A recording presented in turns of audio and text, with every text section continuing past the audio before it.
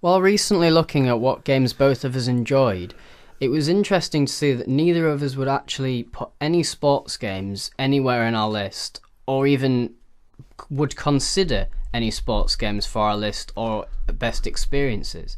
And this got me thinking, what is appealing about sports games to people that aren't interested in the sports themselves? So, for example, why would someone play FIFA 14 if they didn't like football or they were neutral about the sport? So someone like, for example, my dad, he supports Liverpool and will follow the matches, would like to know the scores. Why would someone like that, though, go and... He's quite neutral about it, though. He literally will follow it, but he's not a particular avid supporter or anything. He supports a club, but that's as far as it goes. He won't go to pubs and talk about it. He very rarely talks about it to his friends, and so on and so forth. But yet, why would he play a sports game, for example? That's what got us thinking. See, I just, every time I think about games, like, even genres that I detest, like RPGs, they come to mind as like, oh yeah, they are definitely games. But the one thing that never crosses my mind is sports games. Like, even simulators, like even ones that aren't really games, like hardcore kind of racing simulators, I would class them still as games. Even like, I don't know, stuff like The Sims and stuff, they're all games. But sports games, they're kind of in their own pile, and I don't really have any interest in any sports, really. So I just really want to know, why is it that people go crazy over FIFA every single year, or in the US probably like Madden and stuff, or NHL? Yeah, just stuff like this. I'm just thinking, well, the game just seems to not seem very different. So why do people pay so much every single year to play this game? And furthermore, why do they play the game in the first place? What's the appeal? So I thought, okay, having no interest in any sport, I just thought, okay, I bought FIFA 10 one time, and I played it, and I thought, the gameplay's okay. You got all these options with the controls and stuff. You can choose how you play.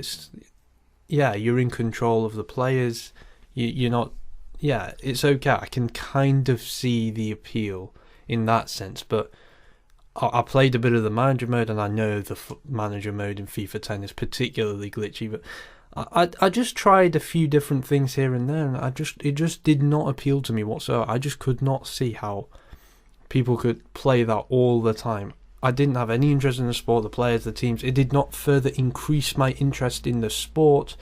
I thought the gameplay was very repetitive. The mechanics weren't bad. It's just, I just cannot see any excitement. It just didn't appeal to me. And I'm just wondering, is it because, okay, maybe I just don't like the game's mechanics, it's just, I just happen to not like that sort of gameplay?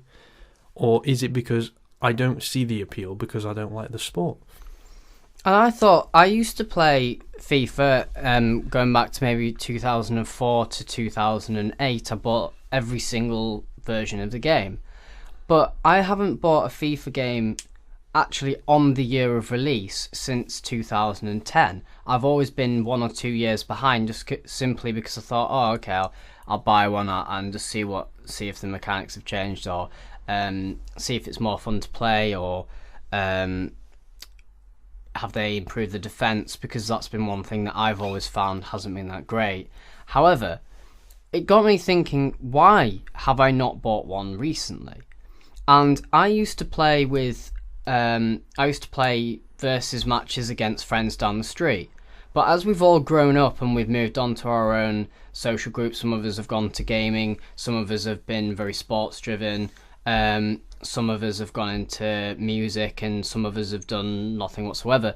But it got me thinking, okay, I used to play football with them out on the street. I used to play street football. I used to then go in and play football on the console. However, now I don't play football with friends, because they've all gone off to university, and I don't play football games. And I thought, is there a correlation between that you literally do they're so interconnected. If you like the sport, you'll play the game. If you don't, you'll go and play other stuff. And I was thinking, in my experience, that is the case. However, there is another friend called Marcus who used to play football with us, and he's gone to university. I don't know what his friends group is like, but we know from looking at his profile recently when we've like gone and talked to him on Steam or something that he's been playing FIFA. So this got me thinking. He's an example of someone who's not currently playing the sport or particularly actively interested in the sport, but is playing the game. So, what are his reasons for playing? Well, maybe he follows kind of the teams, the sport, because like football is very big, right? So having knowledge of that is beneficial, for being able to make conversation. So maybe people that follow the actual professional teams, league scores, who beat who, etc., may also be interested in the game, or they may play the game in order to kind of have that connection and stuff. What intrigues me though is why people buy this game every single year with only -6. Because if you look at, say, fighting games, right, you don't see a new fighting game every single year. You see maybe patches, updates, right, and they are free of charge, right? Whereas sports games, you literally get what seems to an outsider the same game, but you pay like a subscription for it. And I'm just thinking, what is so different about it? Is it literally the fact that the sport is popular, gaming is popular, someone that likes the sport, someone that likes video games, and they think, oh, I like football, I like games, let's put the two together. And I think this literally goes back to what I was saying, that you in my case, when I was playing football with my friends, that I would then go indoors and play football or FIFA as a game. And now I don't do either. And I think that's an interesting correlation that basically says to me that you might play FIFA for social reasons, even if you don't play it. So if your friends are currently on FIFA, you're not that interested in the sport, but it's a game that you can play. Easily pick up and play play with your friends while they're doing it, have a general conversation about whatever you want to do.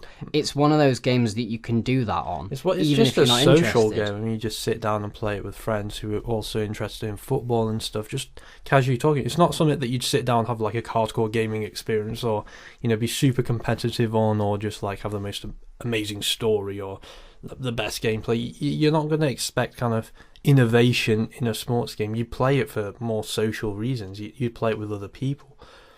And the only exception I can think of, which I played the Colin McRae Dirts. I played Dirt 1, 2, 3, etc. And I really like those games because I like all racing games pretty much. But I really like them.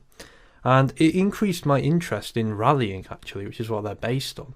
And I thought, okay, I'll just watch a few rallying things, and I quite liked it, to be honest. So it increased my interest in the sport, even though the game itself wasn't directly related to it. But the reason it increased my interest is because the gameplay actually got across something that you don't actually see in the sport itself. It added an extra dimension. Like, you're in control, you kind of see, you get the sense of, okay, I get what this is about.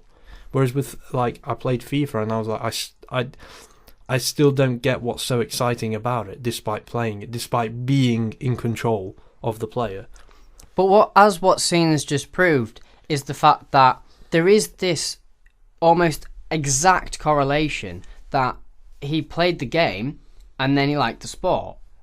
In the case of Dirt or rallying, and it might have been the fact that the game introduced him to the sport when he may not have actually gone to it. But it's interesting that, like the game, like the sport, and it's the case with FIFA. I think it's the case with me with NBA. It's the case with me with NHL, and it's the case with Cena with Dirt. I think though for like a lot of traditional sports games, the other way around, where people literally play FIFA because they like football, because they've been grown up and they know of football, and they think, okay, let's play a video game version of it. Whereas, like, with something like Dirt, I think it was the other way around.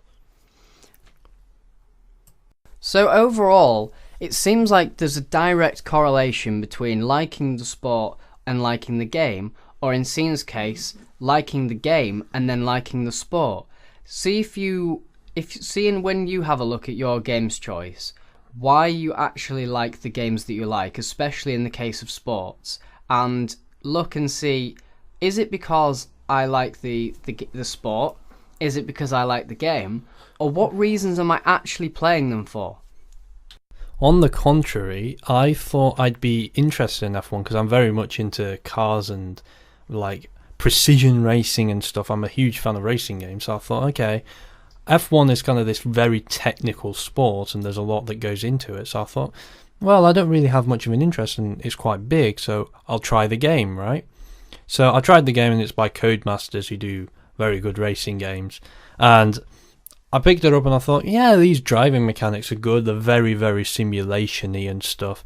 But the game literally put me off the sport so much because it was not accessible whatsoever. It did not explain much of the terminology. It did not I wanted it to be more of a complete package, let you kind of play the game how you want, etc.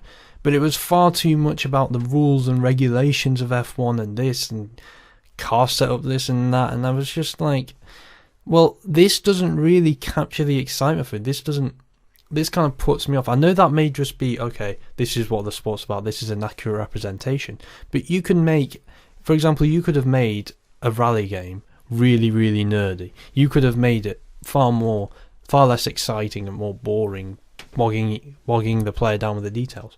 So a lot of the time it's about first impressions and how it's represented to the player, how it comes across. So we'd like to know what you think. Let us know in the comments.